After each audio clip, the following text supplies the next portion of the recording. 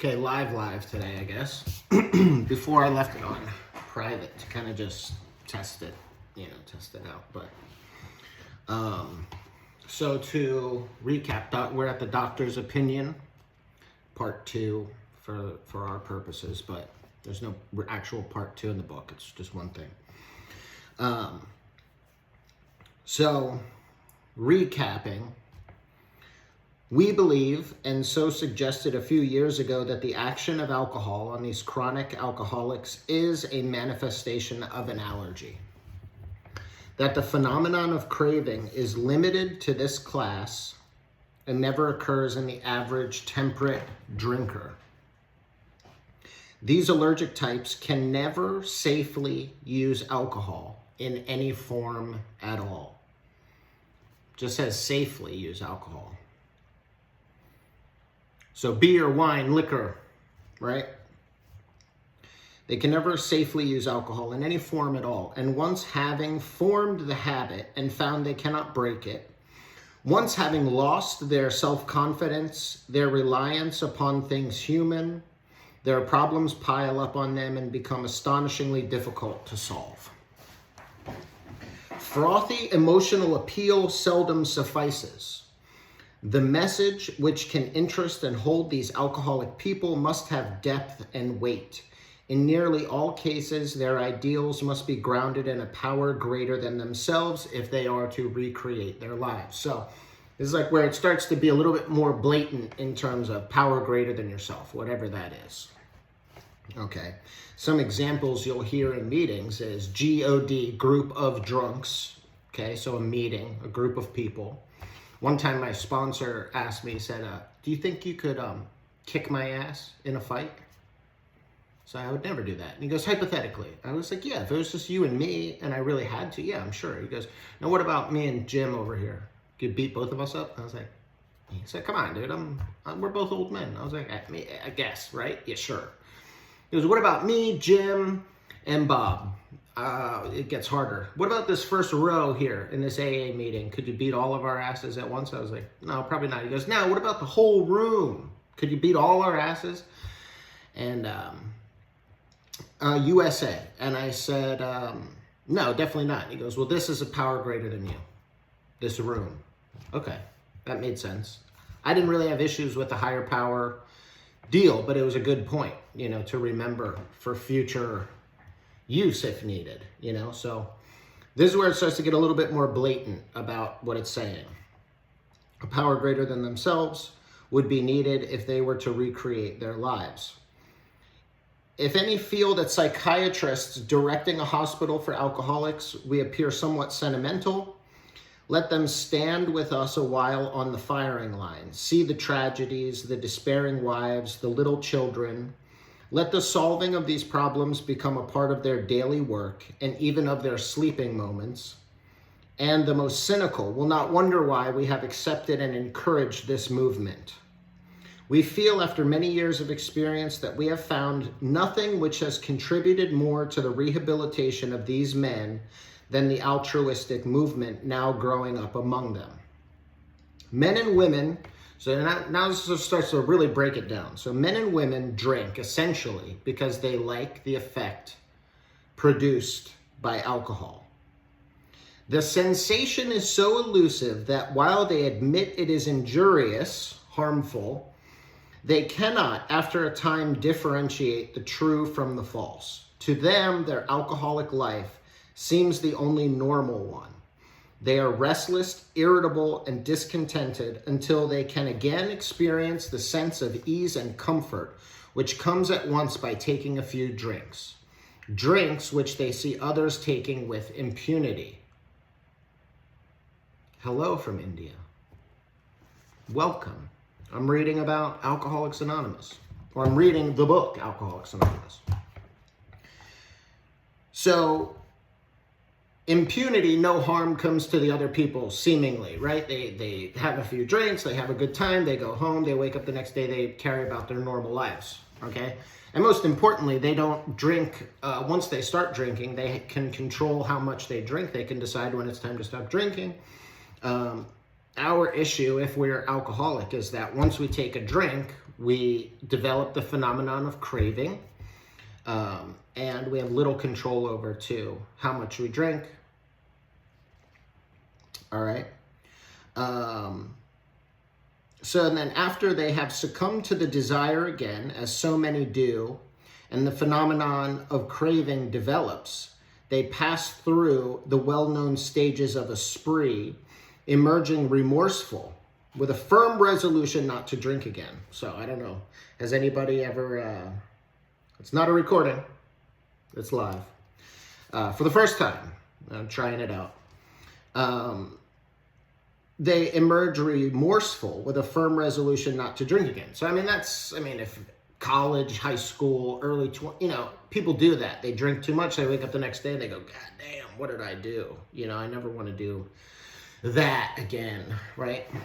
But if we're, and that happens, I think, to everybody, at least at some point in their life, if you drink, you have a crazy time and you wake up kind of like, oh, what happened last night? But for alcoholic people, that happens regularly, to the point maybe daily, okay? So we develop the phenomenon of craving. We pass through the well-known stages of a spree. We're drinking for a day, 2, a week, a month, whatever it is. And then we emerge remorseful with a firm resolution not to drink again. And this is repeated over and over unless this person can experience an entire psychic change. So unless this person can experience an entire psychic change, there's very little hope for his recovery. On the other hand, and strange as this may seem to those who do not understand, once a psychic change has occurred, the very same person who seemed doomed, who had so many problems he despaired of ever solving them, suddenly finds himself easily able to control his desire for alcohol. The only effort necessary being that required to follow a few simple rules. And this is where I left off on the last one. Rules in our, as we keep going here, is steps, right? The 12 steps. Suggestions, right? But the doctor here, in the doctor's opinion, calls them rules, right? Not a Bible study. Alcoholics Anonymous, this book that was written, right, in 1939. So the doctor says, men have cried out to me in sincere and despairing appeal. Doctor, I cannot go on like this. I have everything to live for. I must stop, but I cannot. You must help me. Faced with this problem, if a doctor is honest with himself, he must sometimes feel his own inadequacy. Although he gives all that is in him, it often is not enough. One feels that something more than human power is needed to produce the essential psychic change. So again, he references this higher power, something spiritual concept that will help the alcoholic to experience this psychic change. That's what he's calling it. To overcome the obsession for alcohol. All right.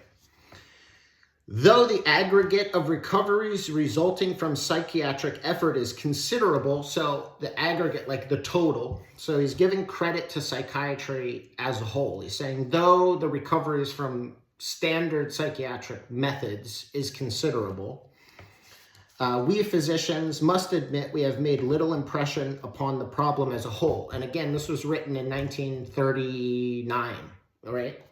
When the doctor first wrote this. Dr. William Duncan Silkworth wrote this about alcoholism and AA for the first edition of this book, which came out in 1939, right? So today we have cognitive behavioral therapy, EMDR, dialectic behavior therapy, ACT.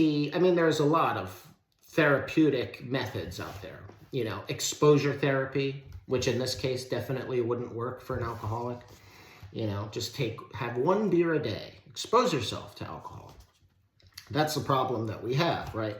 Is any exposures doesn't seem to work for us. So cognitive behavioral therapy is what I'm the most probably familiar with. And it's, looking at our thoughts and our actions, changing thoughts to try to, create new behaviors, new routines, new neural pathways for behavior, that type of thing. And that's a total layman explanation of that. But so now, 91 years later, a lot of psychiatric methods are very well known and popular. You know, therapy is much more mainstream now for any kind of issue that somebody has. You know, I can't seem to watch a single podcast where they don't advertise BetterHelp. You know, it's just like online therapy, basically. And whatever, dude, whatever works for people, I say, you know, I'm all about it. Whatever works for you is awesome. But what this guy is saying about AA when this was written in 1939 is that though psychiatric effort has helped considerably, we doctors must admit that we've made very little impression upon the problem as a whole. Alcoholism, you know, worldwide. What is it? You know, why does it exist? How do we help these people that can't seem to stop drinking no matter how bad the consequences get? You know, they just find themselves drinking again. It's like lunacy. It's crazy, but it's not crazy because he's explaining that perhaps these people, alcoholics, are different in a sense that they have an allergy to alcohol. Now, allergy, we could dissect that and we could poke holes in that all we want, but just for the sake of a simple definition, an allergy is an abnormal reaction to an otherwise normal food or substance, okay? So peanuts, like if I get anaphylactic shock from peanuts, that's an abnormal reaction to an otherwise normal food, right? Millions and billions of people can eat peanuts. So if I can't, I have an allergy. If pollen, if I go outside and all of a sudden, you know, my face is swollen and my eyes are runny and I can't stop sneezing because of just pollen, there are millions of people that would be fine in the pollen, yet I can't go outside that day or I have to take a bunch of allergy medicine because I have an allergic reaction to pollen. Cats, dogs, whatever. You know, I have 3 dogs and a cat that comes around and hangs out with us. And we don't sneeze and we don't cough and we don't have an allergic reaction to animals, but some people do. So it would be an allergy, an otherwise normal food or substance, okay? With alcohol, it's an otherwise normal food or substance. I mean, billions, millions of people drink alcoholic beverages every day and they don't react abnormally to them, okay? But if you are an alcoholic, we come to this information and we go, maybe that's why. Maybe I react truly differently to this thing than my friends do, or than my wife does, or than my parents did, right? So it's just something to consider. So the doctor goes on to say, many types do not respond to the ordinary psychological approach for the problem of alcoholism. And we just named a few: CBT, DBT, EMDR, exposure therapy, one-on-one counseling. You know, those things aren't working for them. And the doctor said, I do not hold with those who believe that alcoholism is entirely a problem of mental control. So that's a good point right there, right? Because even now, even today, if you have an alcohol or a drug addiction or any kind of, you know, compulsive behavior, people just will knock it off, man. Just don't drink. Why don't you have any willpower, any self-control? So the doctor's saying, I do not hold, or I do not agree, or I do not stand with those who believe that alcoholism is entirely a problem of mental control. I have had many men who had, for example, worked a period of months on some problem or business deal, which was to be settled on a certain date favorable to them. They took a drink a day or so prior to the date, and then the phenomenon of craving at once became paramount to all other interests, so that the important appointment was not met. Okay, so to put that in like terms of, okay, we have a business deal that we're working on. The presentation is a week from now. We've worked on it for 6 months. For those 6 months, I haven't had a drink because I know I can get a little nuts when I drink. So I've really put that off. I focused on this business proposal. And then 2 days before, it's all buttoned up. Everything's great. I know it. I have everything memorized. You know, my presentation is locked in, and I go, well, I deserve to relax because I've worked for 6 months on this. I haven't had a drink. I haven't kicked back and whatever. So I decide, well, I could probably have a drink. Now, the phenomenon of craving kicks in, and I'm off to the races, as they say, you know. So then the presentation date comes, and I'm drunk or hungover, and I blow it. And because I took that drink thinking I deserve to have a drink. I could relax, you know.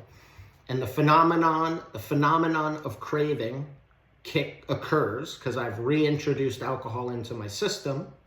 That's how my system reacts to alcohol, is I develop a craving for alcohol that seemingly takes over my thinking, my thought process, to where I'm trying to overcome this craving by drinking more.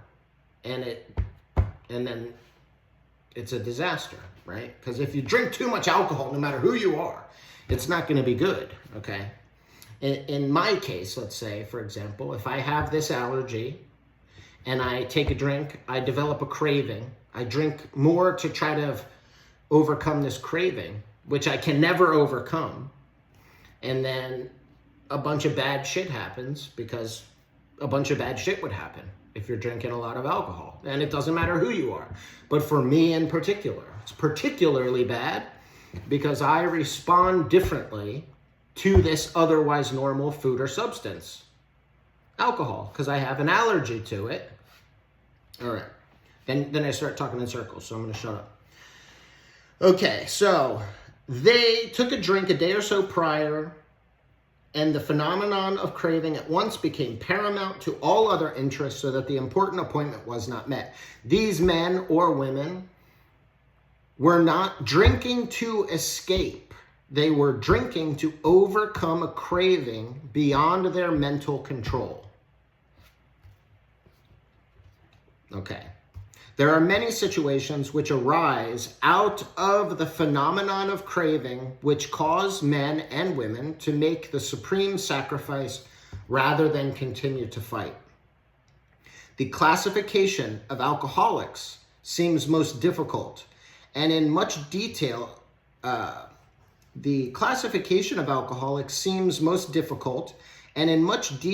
is outside the scope of this book. There are, of course, the psychopaths, right? Now, in this word terminology, it's like, today we think of like a murderer or something, but in this terminology, a psychopath is someone who is emotionally unstable. That's the term that they're using here. So he's going to classify a few different types of alcoholics, okay? And so, psychopath, who are emotionally unstable. It's one. We're all familiar with this type. They are always going on the wagon for keeps. They are over remorseful and make many resolutions, but never a decision. Excuse me. So this person is emotionally unstable.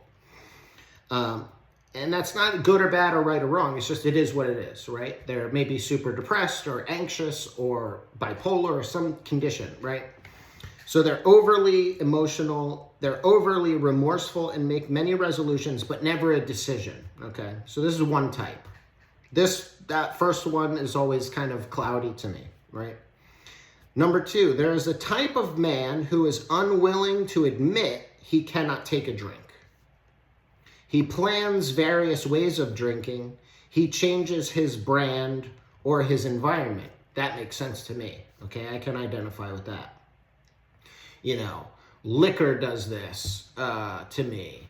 So I'm just going to drink beer or wine. You know, there's always like, if I change the type, you know, tequila really fucks me up, right? So I'm not going to drink tequila ever again. I'm only going to drink Bud Light, right? It's like, it doesn't matter what type of alcohol it is. If it's alcohol, if you're an alcoholic, you're going to experience an allergic reaction, which is the phenomenon of craving. Okay, so unwilling to admit he can't take a drink. He plans various ways of drinking. He changes the brand. I'm not going to drink whiskey. I'm going to drink beer. I'm not going to drink beer. I'm going to drink wine. I'm not going to drink wine. I'm going to drink White Claw, whatever the hell it is these days, okay? So then 3, there is the type who always believes that after being entirely free from alcohol for a period of time, he can take a drink without danger. So I know these type of people too. They go 6 months or a year, or 2 years even, without drinking, and they go, see, I can control it, no problem. But then when they drink, things get out of control very quickly for a period of time, okay? Yo, there's my cousin. What's up, brother? He knows what I'm talking about. Anyway, there's the type that can not drink for a long period of time, but when they pick up the drink, they experience the allergic reaction again. Okay, so it's like if a diabetic is truly diabetic and they get their diet and everything dialed in and their blood sugar is perfect for 2 years, and they're like, dude, I'm not diabetic anymore, and they go and eat half a chocolate factory, all of a sudden then their blood sugar's out of whack. It's because the diabetes wasn't gone. It just, the symptoms of it weren't present because we were doing certain things to control that reaction in our body. Okay, so when I drink alcohol, I respond differently. It doesn't matter how long I go without alcohol. In this case right now, I'm at 18 years, okay? And I think, I believe that if I drank today, I would react the same way I did all that time ago, and things would get really messy really quickly, okay? So that's the third type. There's the type that believes he can, after being entirely free from alcohol, he can take a drink without danger. And then 4, there's a 4th type they mention here.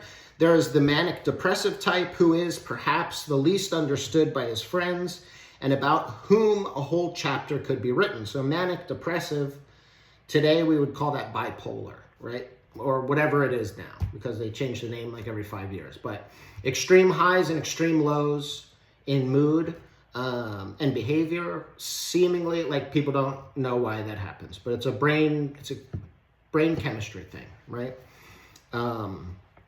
So then 5, then there are types of alcoholics. There are types entirely normal in every respect, except in the effect alcohol has upon them. They are often able, intelligent, and friendly people. Okay, so that's like really, successful, happy, normal, regular guys, girls, whatever, family, kids, dog, house, job, business, whatever. And you look at them and you go, not depressed, not anxious, not sick, not this, seemingly normal in every way, except when this dude or gal drinks, they go off the rails. And, we go, wow, he really knows how to party or whatever. But there's this type of person who's seemingly has no problems in life other than what happens to them when they drink alcohol. Okay. So all these and many others have one symptom in common. So no matter what type of this you are, right? If you're an alcoholic, we have one symptom in common. They cannot start drinking without developing the phenomenon of craving. The phenomenon, as we have suggested, may be the manifestation of an allergy, which differentiates these people and sets them apart as a distinct entity. It has never been, by any treatment with which we are familiar, permanently eradicated. The only relief we have to suggest is entire abstinence, which means no drinking, no alcohol. And if it's opiates, and if it's cocaine, and if it's Xanax, and if it's whatever other substance, if you find you react in this similar way to that, then the suggestion would be not to do that substance. If every time I eat peanuts, I almost die, then if I were to continue eating peanuts, and I don't have a problem with peanuts, people would think I'm a little kooky, right? But if we could somehow see that I respond differently and I develop a craving for peanuts every time I eat them, that's beyond my mental control, okay, well, that's something, he's not crazy. He has this mental and physical condition around peanuts. Let's figure out what that is, right? So that's what this is about with alcohol. Okay, this immediately precipitates us into a seething cauldron of debate. Much has been written pro and con, but among physicians, the general opinion seems to be that most chronic alcoholics are doomed.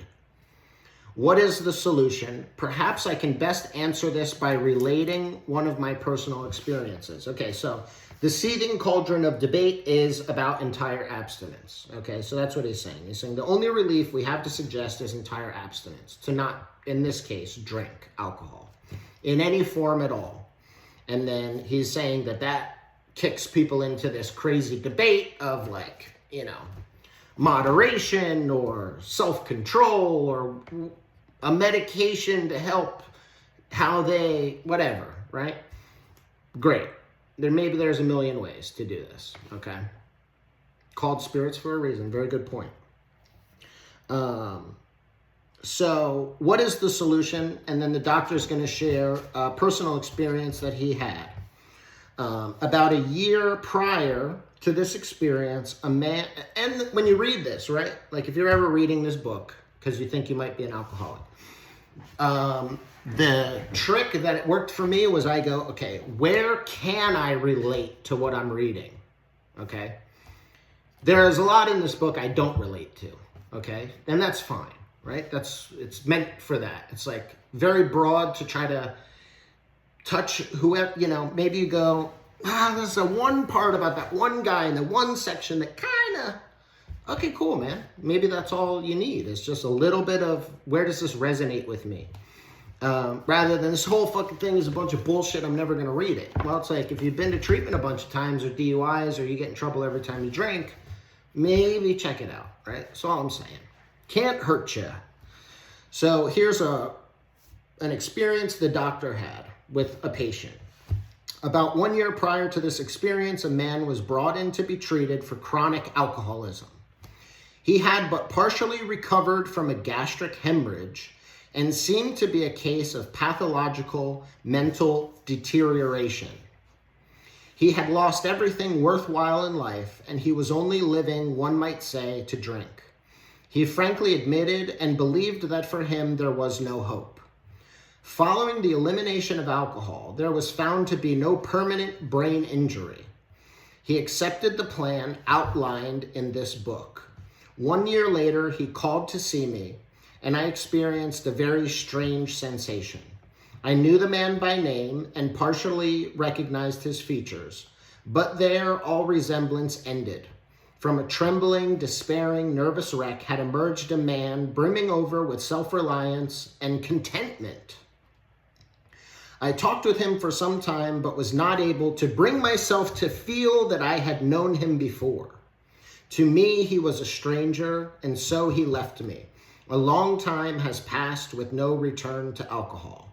Okay, so he's saying, I had a patient who seemed like he was basically about to die. He was drinking, it seemed, he was living, only it seemed to drink, okay? And if you've ever been there, you know what that feels like, right? Where you're existing only to get off E, right? To get unsick, to get a little buzzed for the day so that you don't feel like hell, okay? So that guy accepted the plan outlined in this book and returned, and the doctor was like, bro, I know it's you, but that's it. I mean, I can't. You're entirely different in every way, okay? And I've experienced that, you know, where it's like the change in people is so profound that you're like, dude, I know you, but you're a totally different person in a good way. Okay, so then here's a second story that the doctor relates. When I need a mental uplift, I often think of another case brought in by a physician prominent in New York. The patient had made his own diagnosis and, deciding his situation hopeless, had hidden in a deserted barn determined to die. He was rescued by a searching party. Now, this was not John Wilkes Booth. Okay, but anyway, stupid joke. He had hidden in a deserted barn determined to die. He was rescued by a searching party and in desperate condition brought to me. Following his physical rehabilitation, he had a talk with me in which he frankly stated he thought the treatment was a waste of effort unless I could assure him, which no one ever had, that in the future he would have the willpower to resist the impulse to drink. His alcoholic problem was so complex and his depression so great that we felt his only hope would be through what we then called moral psychology, and we doubted even if that would have any effect. However, he did become sold on the ideas contained in this book. He has not had a drink for a great many years. I see him now and then, and he is as fine a specimen of manhood as one could wish to meet. I earnestly advise every alcoholic to read this book through, and though perhaps he came to scoff, he may remain to pray. William D. Silkworth, M.D. Duncan is his middle name. All right, William Duncan Silkworth, who didn't originally sign this in the first edition. He didn't want his name attached to this, although, you know, it was a very new kind of thing at the time, right? So nowadays, if you have a new idea about anything, they call you a pseudoscientist and cancel you on the internet by calling you a racist or something, right? So maybe that's what he was afraid of in his time, his era of that type of thing, right? I have this new idea. I'm supporting this new idea of this process to help alcoholics, you know, and all these doctors and psychiatrists may want to like ruin my career because it is new, and that's what humans do. You know, we reject new ideas initially in a lot of cases. But over time, this worked. You know, we read the foreword to the first, second, third, and fourth edition, and it shows how this program was really embraced by society and all over the world. And so by whichever edition it was, I actually don't know, he did put his name on it.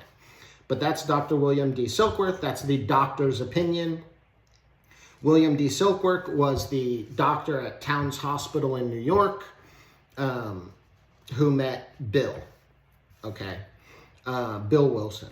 So when you're reading this, if you think you're an alcoholic, you go and you just look for, okay, what in this can I relate to, you know? When I drink, do I have little control over how much I drink and when I stop drinking?